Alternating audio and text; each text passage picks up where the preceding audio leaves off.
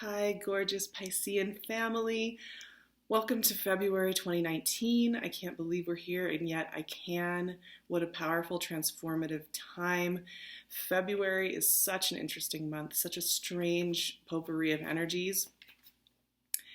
The way that I've been talking about February as a collective, as a whole, is that it's very foggy, it's very mystical, it can feel a little mysterious. Now, I know you guys can roll along with that, so I'm not so concerned about you. You are prepping for your birthday season, so happy birthday to those February Pisces out there. It'll be an interesting season for you because as your season happens, we're getting these transformative shift and transits. Now, you all, I think, are at this really beautiful transition in the conversation as a whole with these major transits and with major things going on because you've had Chiron with you for many, many years. And that was part of this longer 7 or 8 or 9-year cycle that everybody's been talking about closing out, right? And so this month, Chiron, as your season begins, Chiron moves right on over to Aries and stays in Aries. 7 of Cups. If I could give a card to describe February, 7 of Cups would probably be it. As far as where we are going to get our gifts and our knowledge from, it is from this kind of dreamy energy where we go up and out and we trust, right? So once again, I think you guys have this in the bag. Here's the beautiful thing. Chiron's going to leave you guys and move on and go on over to Aries. So this means that you are also in a very big new energetic cycle. And part of that for you is going to be to learn how to shift thinking. There's been a lot of challenge and a lot of you having to face into certain challenges, put your head into the wind and face into things that are hard, things that are difficult, things that are challenging. Now that Chiron's leaving, it's going to feel a little bit like there's this opening and this lightness. So the first thing that I noticed with you Pisceans this month is that you got to kind of trust into this journey a little bit because it is a different modality than what's been going on for a number of years. Now, of course, the other big transit that will be shifting during your season, actually, 3 cards just popped out. 7 of Swords, Hanged Man, and the Fool. 7. 7s are strong right now. In this experience. That's not happening till March, but that's going to be moving into Taurus, right? Uranus is going to be in Taurus for many, many years. And so these 2 transits are shifting us all around. For you, that Chiron move is going to be beautiful. It's going to feel so refreshing and different.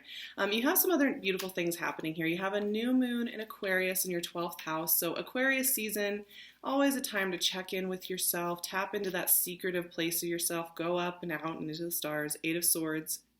Foggy logic is that a thing? That's the best way I can describe February. It's really this time where everybody's going to want to have all their answers, all their clues, all the breadcrumb trail clear and focused and driven, and yet the way the knowledge is coming in is not that way. So you have this new moon in Aquarius in your 12th house on the 4th. You have Mercury going into your sign on the 10th, the Hermit. Beautiful. So much internal seeking going on with you all. I have to say there's a lot of internal reassessment with these cards. Huge amount. But it makes sense. So Mercury's in your sign. That'll give you a great ability to speak and express. Mars is moving into Taurus, which is an interesting placement. I find that to be a challenging one. The Martian energy of drive and ambition and focus in the stubborn but feminine energy of Taurus. It's an interesting matchup there. So we'll see what happens with that. But that's part of that logic, right? Like Mars wants to be like, let's go, rah. And Taurus is like, let's let this process through so that we understand what we're doing. And so that conversation is very strong this month. And then, of course, Chiron moves into Aries on the 18th. Then Pisces season begins on the 19th. And Pisces season, Temperance. You guys get this a lot. I feel like this card, there's that connection with that Sag connection. That full moon begins the Pisces season. So there's a full moon in Virgo at 0 degrees of Virgo, your opposite sign, your relational sign.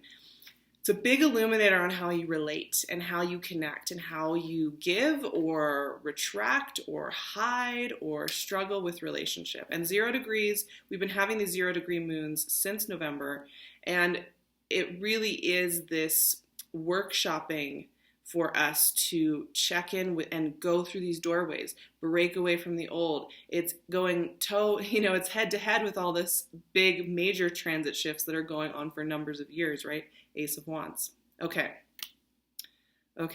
So there's a lot happening, and that full moon can feel very personal to you. Definitely, Pisces, take some time with that full moon when it's there, because when it hits into your opposite sign like that, you always need a little bit more time, a little bit more space to let it flower and come to full understanding within yourself. So let's talk about these cards, because you have so much reassessment energy at the beginning of the month, and that makes sense with this Aquarian energy working at you. It's a time to renegotiate the terms of your lifestyle and what you want to be doing. It's a time to renegotiate how you're doing things. Once again, you are no longer going to be in this Chiron transit by the time your birthday season rolls around. And so it means that what was a challenge or what was necessary is no longer going to be necessary necessarily, right? Okay, these sevens speak to me like there's a lot going on with self-trust. Now, if you've gone through a time where you've had to make a series of decisions and a lot of things have been up in the air, a lot of things have had to shift and morph over the last couple of years, sometimes it can be a little bit tricky to get back into self-trust mode where we really feel that we can tap into that higher knowledge and know that it's leading us correctly. So we second guess, and sometimes when we second guess that gut instinct, that higher inner being instinct that knows how to go, we say, no, I should check in with this, I should go to this event, I should go on that date, I should do this. And then you go, and then you realize this is just not for you, and you knew it all along, and then you just feel tired and heavy and confused. So one thing to kind of check in when you have these sevens like this is make sure that you're reconnecting with that trust. Use affirmations about trusting your intuitive guidance, trusting yourself. As cheesy as it sounds, it's really, when you live in the modality of intuition naturally, it's such a natural thing that you almost feel like, is it even real? Is it even something that I'm actually working with? Because it's just so a part of you that it can feel like maybe you're just making it up, but it really is a part of you. And it really is something that will lead you correctly. And if you kind of distrust yourself on that, you start to get into the Seven of Swords energy where you feel like you can't trust the people around you. You can't trust the outcomes. You can't trust yourself. You can't trust what anybody's saying. So there's a check-in point here with this. And what it's asking you to do is, rather than jump to conclusions, jump into situations, jump right into something that's going to bring up these emotions of like not trust and a lack of clarity and weird communication, sit in the Seven of Cups and let the information filter through. Because this is like a beautiful psychic simulation, right?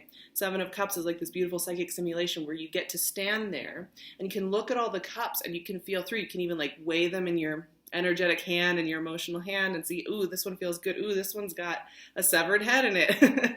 This one has a snake in it. This one has... And you can do that and you can feel through that and get a lot of information. Whereas here you have to just like live through the scenario, knowing it's bringing up these energies, knowing that you knew beforehand and then feeling frustrated, right? So there's something going on there with just that call to do the simulated energy work first. And you're allowed to do that, Pisces. I just want to give you that reminder, right? Because you also have this reset energy going on here, right? Hanged Man and the Fool. This is so interesting for you all because so you have this call to do your psychic simulations, check in with your psychic downloads, check in with what you're energetically keying into, make sure you like what you're keying into, focus on keying into those things. And that's part of this work as well, because what's going on here, so Hanged Man is, once again, tap into the psychic simulation, which can become a manifested part of this simulation. However, first we have to make sure we're checking in with that. The Hanged Man's very good at that. The Hanged Man is associated with Jupiter. And, you know, Jupiter and Neptune had a nice little square off in January that was really asking us, like, what's dreamy and what do we want to expand? The Hanged Man is about abundance, but it's about abundance via not relaxation, but receptivity. Abundance via trust. Abundance via divine connection. So there's something going on here, Pisces, with you feeling that you maybe need to be acting, doing, creating, speaking, talking, making things happen. But what Aquarius season is doing with you guys is telling you, no, sit back, watch, chill out, take in the information. And then once you've done that, once you've really released that tension where you feel you have to make things happen, the Fool kind of comes in here and gives you that sneak peek, I think, of what this next 7 years is going to be like. You know, this is your solar return coming up. We've got this shift with Chiron leaving you guys for good for a very long time. We have, you know, we have this beautiful new energy that you're allowed to go on. You know, you're beginning again, basically. And to begin again means you have to have that trust in the grace and the beauty. And there's some new beginning happening here for you. But it's definitely not happening via you pushing for it, right? And the thing is, so we have this Fool energy. And the thing with the Fool energy is it sometimes feels like we're taking steps without our safety equipment on. Without our safety harness on, we're just flailing around, jumping over cliffs, and it's really scary. And this is something that's expanding you into new territory. It's expanding you into the next version of yourself. It's expanding you into who you're going to become. And it can trigger up some of this resistance energy because 8 of Swords came up right after, right? Right after the Fool, we got 8 of Swords. And it's normal to, when we're getting into really great, beautiful, expansive territory, which I see for you all, for there to be this point of feeling blind, feeling like you don't have the information, you don't know how to do these new things yet, you don't know how to be this new person yet, you don't know how to do any of this stuff yet. And it can make you feel blind, it can make you feel disarmed, it can make you feel like you don't know how to move in this energy. Now, 8 of Swords is a beautiful energy because it's a breakthrough energy. That's what I associate it with when I see it in a reading, because what it does is it slows you down. It forces you to do the work with yourself. It makes sure you're checking in before you're running around, you know, putting swords into things. And the trick with the 8 of Swords is not to get into possible narratives that are scary, right? Not to get into fear thinking. That's the shadow side of 8 of Swords. But if you can relax enough to let this hold you, because once again, the bounty is coming through you via relaxation, via not so much action-based, but a lot more emotion-based. So you keep getting pulled back to this, and there's like resistance because you guys are go-getters. You like to get in there and do stuff, and this energy just keeps saying, no, trust in this. The thing that you guys have is this beautiful connection, right? Like, this is one of the gifts you've been given. Maybe it feels like a curse at times, but it's one of your gifts. And sometimes I think you guys are like, no, I don't want to just rely on that. I want to do all this other stuff.